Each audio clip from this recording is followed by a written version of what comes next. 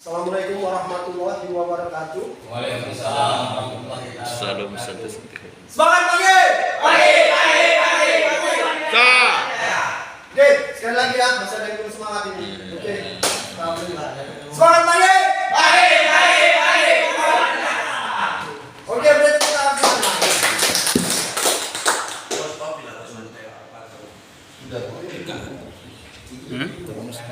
Baiklah, saya perkenalkan diri saya dulu kan.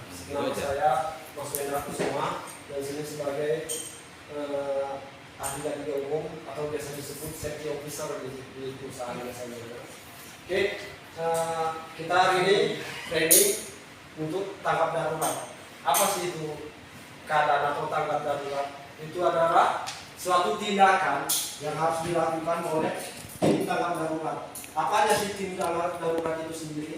Tim tanggap darurat itu terdiri dari anggota satu pemadam kebakaran, yang kedua anggota penanganan kebakaran itu sendiri atau penanganan keadaan yang tidak dikehendaki itu. Yang ketiga yaitu tim evakuasi.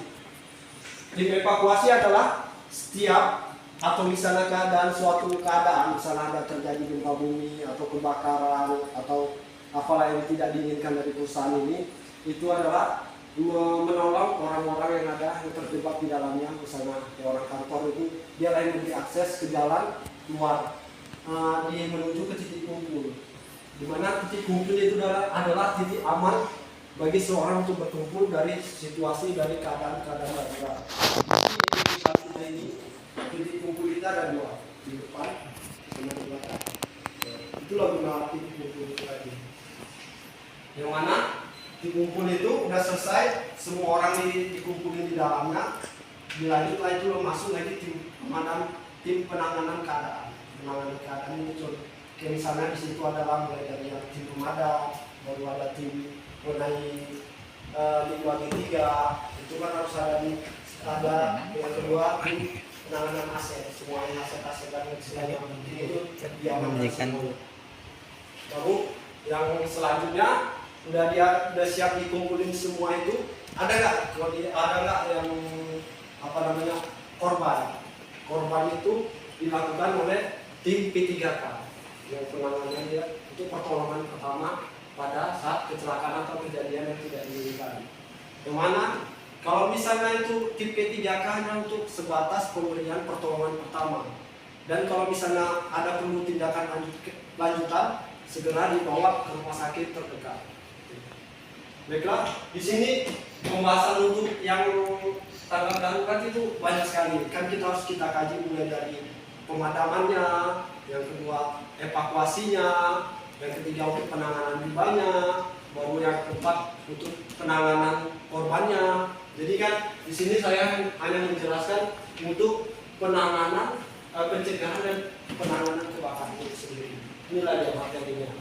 Yang mana kita untuk menangani apa? Sebelum kita jauh untuk teknik pemadaman kebakaran, ini ada yang teori api dan anatomi kebakaran. Yang kedua, prinsip pencegahan kebakaran. Yang ketiga inilah teknik pemadaman kebakaran.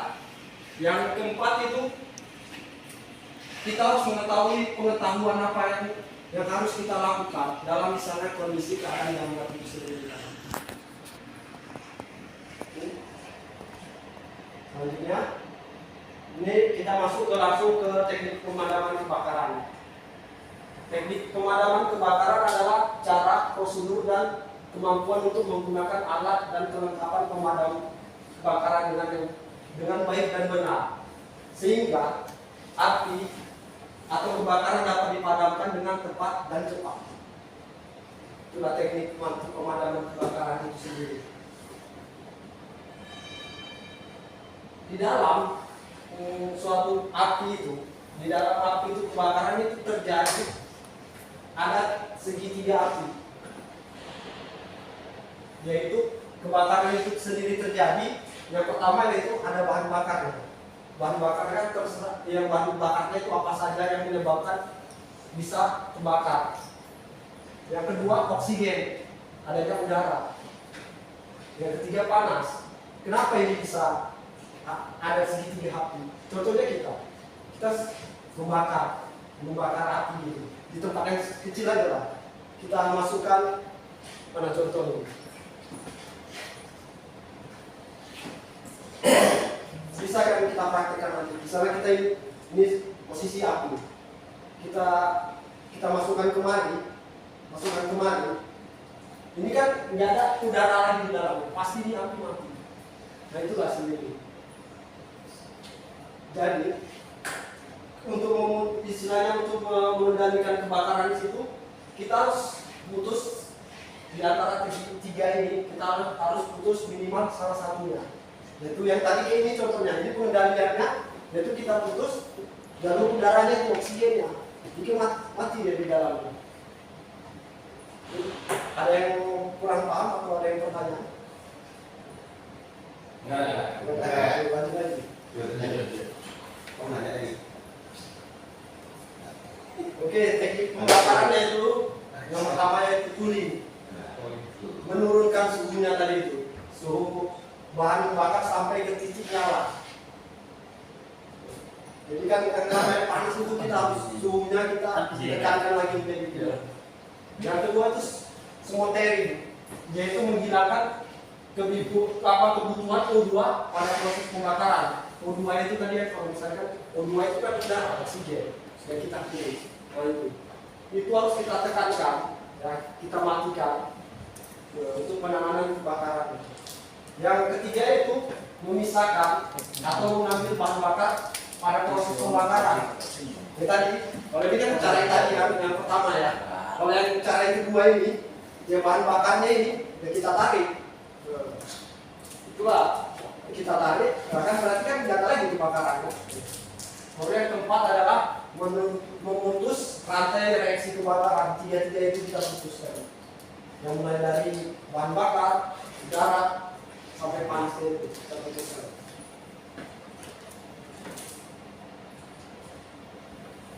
Oke, prinsip-prinsip dalam pemadaman api atau kebakaran.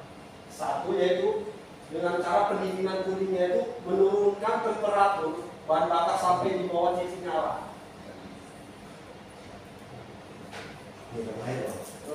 Itu termasuk salah satunya nyiram air.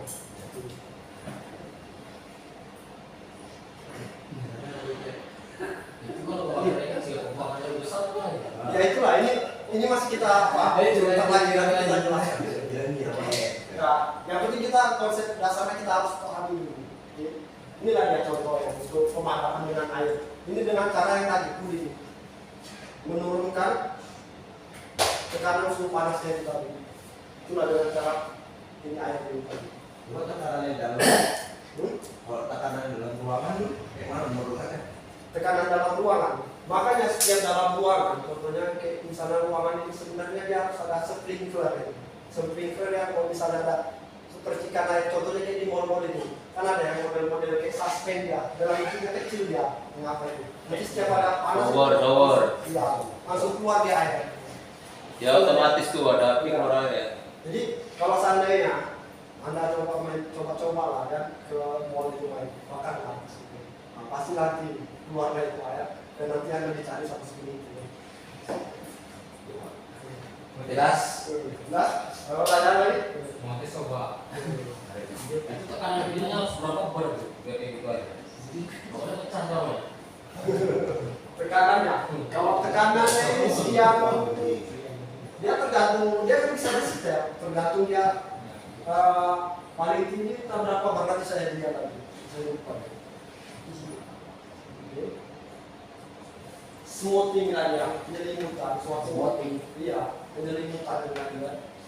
Suatu kebakaran dibatasi dengan memutus hubungan bahan bakar dengan oksigen atau udara. Yang mana kebakaran menjadi suatu kebakaran dengan CO2 atau dry powder atau busakan menghentikan suplai kebakaran. Itulah dengan cara ini tadi. Jadi kan apa itu banyak jenisnya. Mulai dari powder, ada yang dengan CO2, ada yang air, ada yang busa. Ya. Dia tergantung jenis saparnya. Nanti kita jelaskan lagi apa jenis kategori jenis sapar. Dia ada setiap penanganan, misalnya setiap kebakaran itu, apa sih yang bahan bakarnya itu, dia nggak bisa kita kasih sembarang jenis apa. Ada kategorinya juga. Kalau Kalau meledak apa ya? Aparnya? Apar? Ya. Apar nggak bisa meledak lah. Selain ada. Oh itu kalau dia tergantung kalau dia terpanas tadi. Makanya sebenarnya apar itu nggak boleh terhalang sama media-media lain. Yang kedua terlalu dekat sama panas itu nggak boleh. Dia meledak sih sebenarnya kalau untuk memicu kebakaran yang nggak ada. Paling istilahnya kalau dia pecahannya itu paling kena orang itu lah bahayanya. Jadi kalau misalnya ini kita pakai apa ini? Ini kita yang pakai Powder. Ya, Powder itu untuk kebakaran apa? Contohnya kayak powder itu dia pembakaran yang bahan padat, tetapi bukan logam. Kenapa ya saya bilang bukan logam? Karena kalau seandainya powder ini, contoh ini kan dalamnya kan tepung semua. Kalau seandainya kan yang bahan logam atau elektrik, kita semprot ini rusak ya bahan bakarnya itu sebenarnya. Apanya peralatannya itu tadi. Contohnya kayak misalnya di sini juga, mesin yang extruder itu kita semprot pakai ini sebenarnya tidak boleh, karena akan merusak dalaman atau rangkaian-rangkaian isi dalam elektronik kita. Jadi pakai apa untuk bakar? Dia pakai udara kan isi dulu, kandungan CO2 ini. Yang halogen itu gimana? Halo Gap. Halo. Yang Halo. Eh, Halo itu kan air. Iya, yang alon itu kan sebenarnya ya itulah yang tadi, bukan tidak istilahnya bahan bakarnya itu tidak akan memberikan reaksi kepada yang apa. Ya contohnya kayak kita membakar sampah ya pakai air itu nggak masalah. Gitu. Tapi kalau sebenarnya di dalam pabrik itu tidak disarankan, apalagi yang misalnya pakai listrik ini kan, kita pakai air kita padamkannya, itu nggak boleh karena seandainya kita posisi di situ, namanya air kan mengantar arus listrik. Jadi bisa orang itu kena setrum. Jadi nggak boleh sebenarnya pakai air, kecuali tempat terbuka ya. Ya pakai powder. Iya pakai powder. Tapi tadi nggak bisa. Ya itulah pakai CO2, yang kandungan CO2 itu, yang bahannya dasarnya itu dia kayak gas gitu. Jadi halo kita kalau pam gimana? Bakar gimana tuh? Kita pakai ini. Ya sebenarnya kan walaupun ya kan itu kan kategorinya ya istilahnya bukan peralatan yang untuk apa gitu. Sebenarnya kalau ini istilahnya dia nggak masalah ya. Berarti kan itu tadi kalau misalnya seandainya kita aplikasikan di apa yang peralatan elektroniknya dia rusak itu sebenarnya. Tapi tidak membahayakan yang orang di sekitar tadi. Kecuali tadi kita menggunakan yang pakai air membahayakan orang di sekitar kita. Jadi orang di sekitar kita terserah listrik. Gitu. Tapi kita nggak ada, kulit kita nggak ada di sini ya? Iya. Ada. Kalau kebakaran pakai air, kita nggak ada awal nggak terminal kita juga ya? Tidak ada. Nggak ada ya. Coba. Hah?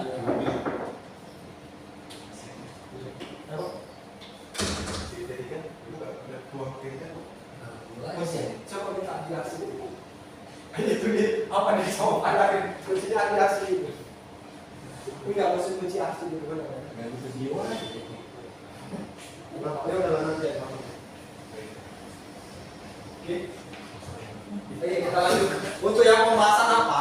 Yang jenis-jenis apa nanti kita sajikan di materi selanjutnya. Ada nanti materi yang Oke. Selanjutnya kita fokus kemarin dulu ya. Jadi kita tahu cara pencegahannya itu seperti apa. Saya mau memutus rantai segitiga apinya dulu. Ini kan untuk yang ringan-ringan aja ya kan? Iya. Yang kulingan itu untuk yang pembaruan besar. Iya, oke, pada Iya, bisa. kan gas air mata. Ya, itu dari polisi lah. Ini bukan bakar. Yang berbahaya itu gasnya. Oh, semua. Oke, yang kedua ini small trim saja. Mau misalkan bakar dengan udara atau oksigen tadi. Ini gimana dong dia ini?